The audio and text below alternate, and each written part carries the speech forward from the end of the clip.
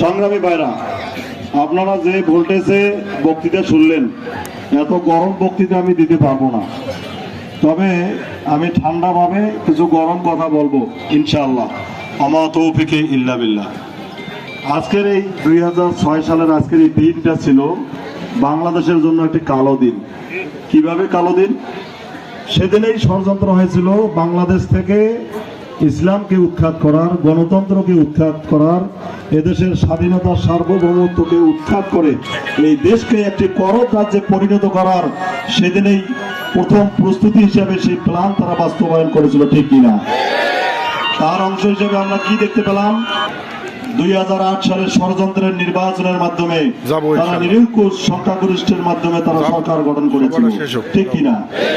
এরপরে আমরা 2014 সালে দেখলাম যে তারা একতরফা ভাবে নির্বাচন করে, অন্য কোনো দল দাঁড়ায় নাই। প্রথমেই তারা 154 সিট তারা কি করেছে নিশ্চিত করার পরে তারা ভোট ছেড়ে দিয়েছিল, ঠিক কিনা বলেন? এরপরে 18 সালে দিনের ভোট তারা রাতেই করে নিয়েছিল এবং 2024 সালে এসে তারা আমি আর ডামির নির্বাচনের মাধ্যমে এই দেশকে পরিপূর্ণভাবে ভারতের হাতে তারা তুলে দিতে চেয়েছিল, ঠিক কিনা? সংগ্রামী ভাইরা আমার, 2000 সালের আগস্ট, জুলাই এবং আগস্টে এদেশের ছাত্র জনতা, তৌহিদি জনতা, সর্বস্তরের মানুষ তাদের এই ষড়যন্ত্র বুঝতে পেরে আন্দোলনের মাধ্যমে এই সরকারকে হটিয়ে দেওয়া হয়েছে, বিদায় করা হয়েছে, ঠিক কিনা? আজকে আপনারা জানেন যে 2006 সালে তারা লগি বৈঠক দিয়ে আমাদের 6 জন ভাইকে শহীদ করে তারা যে রক্ত ঝরিয়েছে, আমাদের সাবেক আমিরে জামাত মাওলানা মতিউর রহমান নিজামী, সাবেক সেক্রেটারি জেনারেল আলী হাসান মোহাম্মদ মুজাহিদ, আব্দুল কাদের মোল্লা, কামারুজ্জামান মীর, কাশেম আলী সহ তারা প্রায় জুলাই এবং আগস্টের যে প্রায় 1400 ভাই এবং বোন যাদেরকে শহীদ করে, যারা নিজেদের বুকের তাজা রক্ত রাজপথে ঢেলে দিয়ে বাংলার সবুজ ঘাসকে যারা রক্তে রঞ্জিত করেছেন, এই সমস্ত ভাই এবং বোনদের রক্তের প্রতিটি ফোঁটা অভিশাপ হিসাবে তাদের উপর লেগে আজকে তারা এই দেশ থেকে বিতাড়িত হয়েছে। আজকে তাদেরকে কোথাও খুঁজে পাওয়া যাচ্ছে না, ঠিক কিনা? সংগ্রামী ভাইরা আমার, পৃথিবীর ইতিহাস এইরকমই ইতিহাস, ইসলামের ইতিহাস এটাই। আজকে আপনারা দেখেছেন যে আজকে ওই আওয়ামী ফ্যাসিস্ট যারা তারা উৎখাত হয়েছে, কিন্তু তাদের দোসর যারা তারা বিভিন্ন জায়গায় কিন্তু বিভিন্ন রকম ষড়যন্ত্র করতেছে, ঠিক কিনা? সম্মানিত ভাইরা আমার, এখানে আপনারা জানেন যে বর্তমান বাংলাদেশে আওয়ামী লীগ মুক্ত বাংলাদেশে আলহামদুলিল্লাহ আমরা মনে করি যে বাংলাদেশ জামাত ইসলামী বিগত 15-16 বছরে যেভাবে মানুষের কাছে যেতে পারে নাই, এখন আলহামদুলিল্লাহ যে আমরা সারা বাংলাদেশে এমন কোনো জায়গা নাই যেখানে জামাত ইসলামী তার দাওয়াত নিয়ে মানুষের কাছে পৌঁছাতে পারতেছে না, ঠিক কিনা বলেন?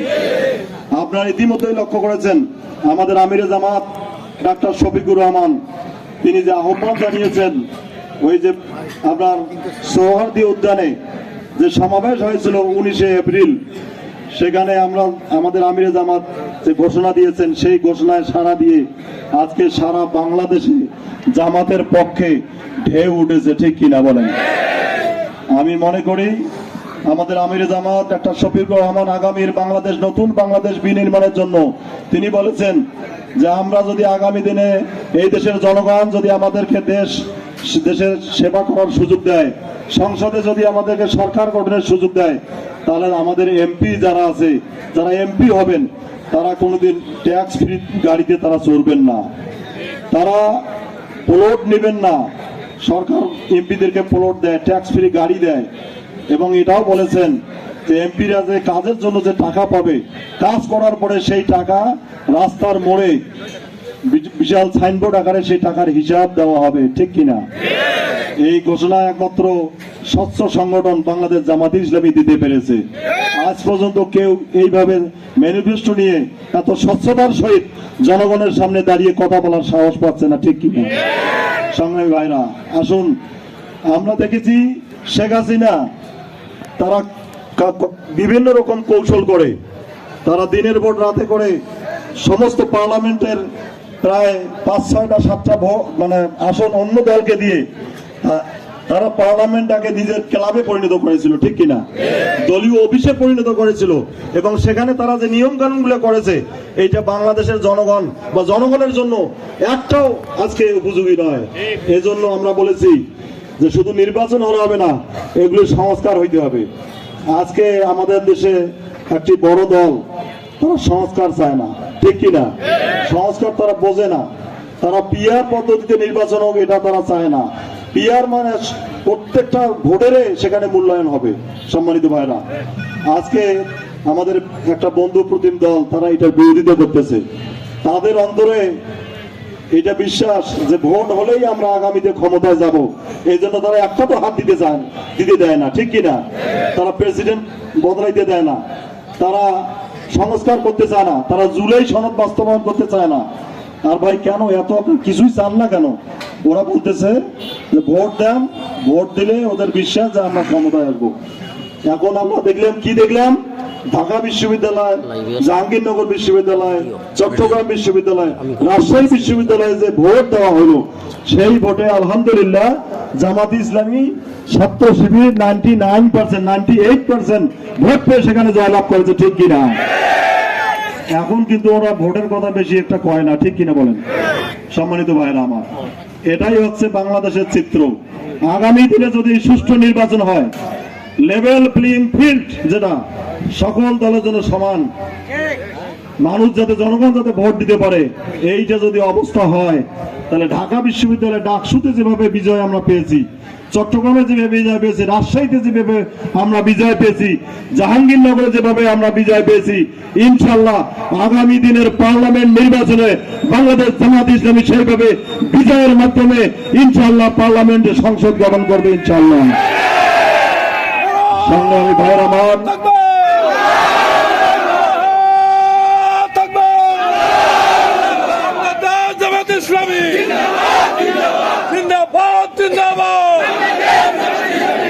এই জন্য আজকে তারা, আমরা শুনতেছি ডিসি ভাগাভাগি নিয়ে তারা ব্যস্ত আছে। সচিবালয় ডিসি কোন জেলায়, তারা দেখতেছে জনগণের কাছে গিয়ে লাভ হবে না, জনগণ তো ভোট দিবে না। এর আগে যেভাবে ভোট মানে মারপ্যাচ দিয়া, প্রশাসন দিয়ে যেভাবে রেজাল্ট করা হয়েছে, সেইভাবে চিন্তা ভাবনা করতেছে, ঠিক কিনা? এজন্য আমরা রাজপথে আছি, জনগণকে সাথে নিয়ে ইনশাআল্লাহ আমরা এর মোকাবেলা করব। এজন্য আমরা 5 দফা দাবি দিয়েছি। এই 5 দফা দাবিতে বাংলাদেশ জামাত ইসলামী এই দেশের জনগণকে সাথে নিয়ে জনমত গঠনের জন্য চেষ্টা চালিয়ে যাচ্ছে। সংগ্রামী ভাইরা, আমরা মনে করি যে জুলাই সনদে যা কিছু লেখা হয়েছে এইটা আগে গণভোট হতে হবে। যদি গণভোটে হান আর ভোটে এটা পাস করে না হয়, তাহলে জুলাই সনদে যা আছে এটা আইনের কোনো ভিত্তি নাই, এটা এমনিতেই তারা পরবর্তীতে পার্লামেন্টে এসে তারা এটা বাতিল করে দিতে পারে, ঠিক কিনা? এই জন্য যে রক্তের মধ্য দিয়ে এই বাংলাদেশ দাঁড়িয়ে আছে, 1400 নারী, শিশু, ছাত্র জনতার বুকের তাজা রক্ত যে রাজপথে যে দেশে পড়েছে, আমরা মনে করি আগামী দিনে আর কোন সরকার ক্ষমতায় গিয়ে যাতে এভাবে আওয়ামী লীগের মতো তারা জনগণকে জিম্মি করতে না পারে, আর কোন সরকার যাতে আয়নাঘর তৈরি করতে না পারে, আর যাতে কোনো মায়ের বুক খালি না হয়, আর যাতে জনগণকে বাড়ি ছেড়ে ওই দোলাবাড়িতে আশ্রয় নিতে না হয়, ঠিক কিনা? এজন্য বাংলাদেশ জামাত ইসলামী জনগণের সাথে আছে। জনগণকে সাথে নিয়ে আমরা মনে করি যে আগামী দিনে যে পার্লামেন্ট আসতেছে, আপনারা দেখেছেন গত মাসে আমাদের ডাক্তার শফিকুর রহমান আমিরে জামাতের সঙ্গে 28টা দেশের রাষ্ট্রদূত সাক্ষাৎ করেছে। আপনারা দেখেছেন পেপার পত্রিকায়, ঠিক কিনা? এটা কিসের ইঙ্গিত বহন করে? একটা দেশের উনি কিন্তু একটা সরকারি দলও নয়, বিরোধী দলও নয়, একটি দলের প্রধান, তার সঙ্গে পৃথিবীর সমস্ত দেশের রাষ্ট্রদূত তারা সিরিয়াল ধরে দেখা করতেছে। এখান থেকে বোঝা যায় যে আগামীর বাংলাদেশ হবে ডাক্তার শফিকুর রহমানের বাংলাদেশ, আগামীর বাংলাদেশ হবে বাংলাদেশ জামাত ইসলামের বাংলাদেশ, আগামীর বাংলাদেশ হবে জুলাইয়ে যারা শহীদ হয়েছে, যারা রক্ত দিয়েছে তাদের বাংলাদেশ, আগামীর বাংলাদেশ হবে নিজামী, সাইদি, মুজাহিদ, কামরুজ্জামান, কাদের মোল্লার বাংলাদেশ, ঠিক কিনা? সংগ্রামী ভাইরা আমার, শুধু তাই না, আপনারা এখন আমরা দেখতেছি যে ভোটের মাঠে আবার নতুন করে ওরা তো বুঝতে পারছে যে জনগণ আমাদেরকে তো চিনে ফেলছে। আমি একটা গল্প বলি শেষ করব, আপনারা খেয়াল করবেন। এক হাজি এখন হাল কিনছে মই দেওয়ার জন্য, হাল চাষ করা বা মই দেওয়া। এখন মই দিবে যা দেখে যে একটা গরু খালি সোতে মই দেওয়া হয় না। এখন হয় ওরা রাখালকে বলতেছে, বাড়ির ছেলেটাকে বলছে, এটা দিয়ে তো মই দেওয়া হবে না, এটাকে বিক্রি করতে হবে। তো কাছে হাজি সাহেব আমরা মই দিবেন না পাই, ফের এটা বেচে যারটে বেচা মোয়াইবির কিভাবে মই দিবে, হয়তো যন্ত্রণা পড়ে যাবে। কাছে তো বলে ইয়ে করা লাগবে না, তুই ধরি যা বাজার। কাছে আমি ধরি যাওয়া পাবো, কিন্তু মিছে কথা কয়া আমি এই গরু বেচের পাবো না। তা কাছে তো মিছে কথা কওয়া লাগবে না, তুই যা, আমি যাইছি। আর ওই রাখাল চিন্তা করে যে হাজি সাহেব হজ করিয়ে আসি, ফের মিছে কথা কয়া এই গরুটা বিক্রি করবে কিভাবে। তো যাই হোক কাছে দেখি হাটত যা আছে দাঁড়ে, হাজি সাহেব আসছে, আসিয়া একটু পরে আসছে, আসিয়া টুপি মাথা হাজি গামছা মাথা দিয়া দাঁড়িয়ে আছে। তো ওই যে পাশের গ্রামের এক ছেলে, ওরাও কিন্তু ওই মই দেওয়ার জন্য গরু কেনার জন্য গেছি। ওরা দেখছে যে গরুটা তো সুন্দর গরু, হাজি সাহেবের গরু। তা কইছে যে হাজি সাহেব এটা গরু কার? যে আমারে, এটা দিয়ে মই দেওয়া যাইবে? তো কাছে বাবা এটা জুললে তুই বুঝবু। তাহলে আমি মনে করছে যে এটা তো মারাত্মক ব্যাপার, কাছে জুললে বুঝবু, মই যাইবে কিনা ওটা কথা কয়েছে না। ঠিকঠাক মতন পাইপের টাকা ঢুকে যা দাম চাইছে দিয়ে নিয়ে চলে গেছে যে হাজি সাহেবের গরু। আর পরের দিন যা দেখে যে কি অবস্থা বলেন তো, বেহাল অবস্থা। সুতরাং আজকে সামনের নির্বাচনে এইরকম কিছু ওই যে লোক বেড়াইছে, এরকম কিছু ক্যান্ডিডেট আমাদের বের হয়েছে যারা নতুন সাজিয়া জনগণের সামনে আসতেছে যে আমরা আগামীতে আপনাদেরকে সুন্দর বাংলাদেশ উপহার দেবো। আপনারা কি উপহার দিয়েছেন?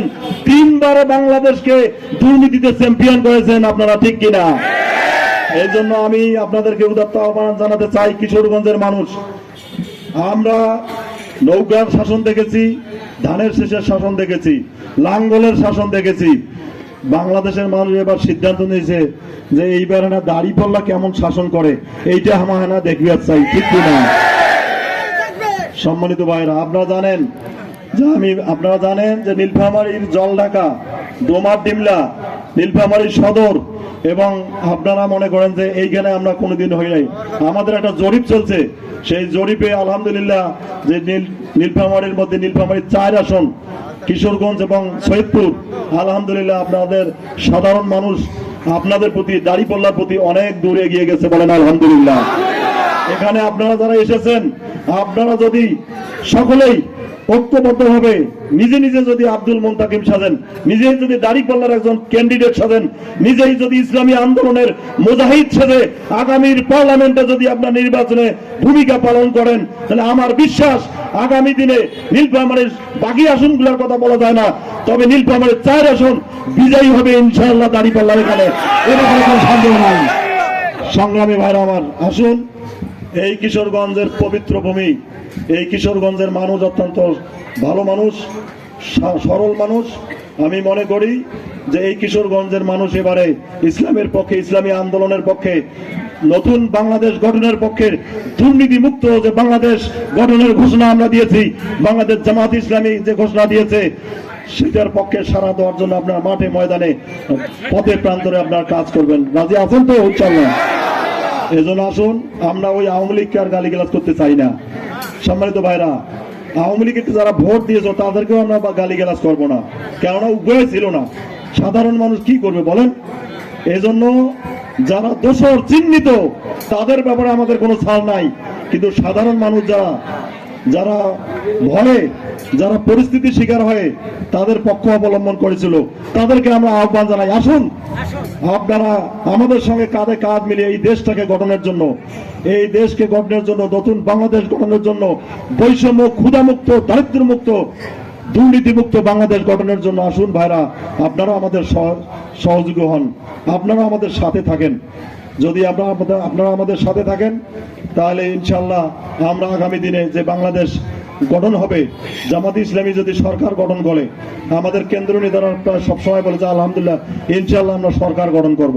তো সেটাই যদি সত্যি হয় 5 বছর লাগবে না, ইনশাআল্লাহ 2 বছরের মধ্যেই আমরা বাংলাদেশের একটা গুণগত পরিবর্তন দেখতে পাবো, ঠিক কিনা? আপনারা দেখেছেন যে 1 মাসে সাদিক কায়েম ঢাকা ভার্সিটি 1 মাসের মধ্যে যে পরিবর্তন উনি করেছেন, একটা ছাত্র মানুষ নির্বাচিত হয় ভিপি হয়ে 1 মাসে যে উন্নয়ন করেছে, এটা সারা বিশ্বকে তাক লাগিয়ে দিয়েছে, অবাক লাগিয়ে দিয়েছে। এই জন্য আসুন, 54 বছরে সেই উন্নয়ন করতে পারে নাই, আগামী দিনে বাংলাদেশ জামাত ইসলামীর দাঁড়িপাল্লা মার্কায় ভোট দিয়ে আমরা সেই উন্নয়ন দেশবাসীকে উপহার দিতে চাই। সংগ্রামী ভাইরা, চতুর্দিকে ভারত, আমরা বাংলাদেশের মুসলমান, আপনাকে খেয়াল করতে হবে যে আমরা মুসলমান, আমাদের চতুর্দিকে ভারত, তারা আমাদের প্রতিবেশী, আমরা তাদের শত্রু না, আমরা তাদের বন্ধু হতে চাই, কিন্তু আমরা আমাদের অধিকার নিয়ে বাঁচতে চাই, ঠিক কিনা? আমরা স্বাধীন সার্বভৌম দেশ, স্বয়ংপূর্ণ নিজের পায়ে আমরা এই দেশটাকে নিয়ে দাঁড়াতে চাই। এজন্য আসুন আমরা সকলকে নিয়ে আগামীর বাংলাদেশ, আগামীর পার্লামেন্ট নির্বাচন, আগামী সমস্ত আন্দোলন এবং সংগ্রাম আমরা করব, সবাইকে সাথে নিয়ে করব।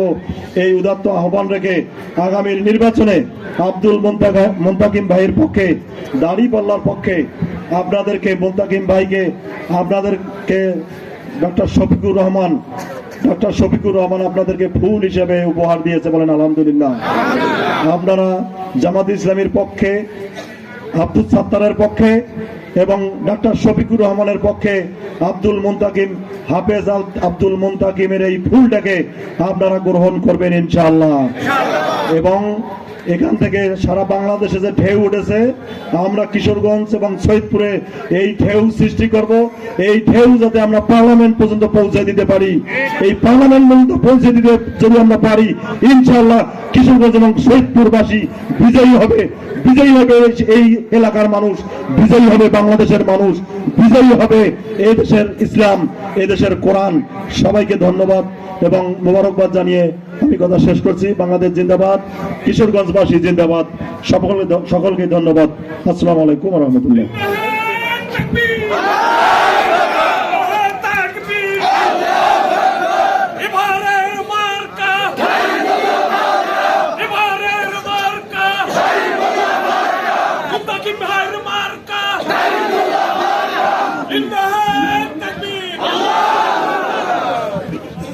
সংগ্রামী সাথী ও বন্ধুগণ, আজকের এই প্রোগ্রামের আমরা একদম শেষ পর্যায়ে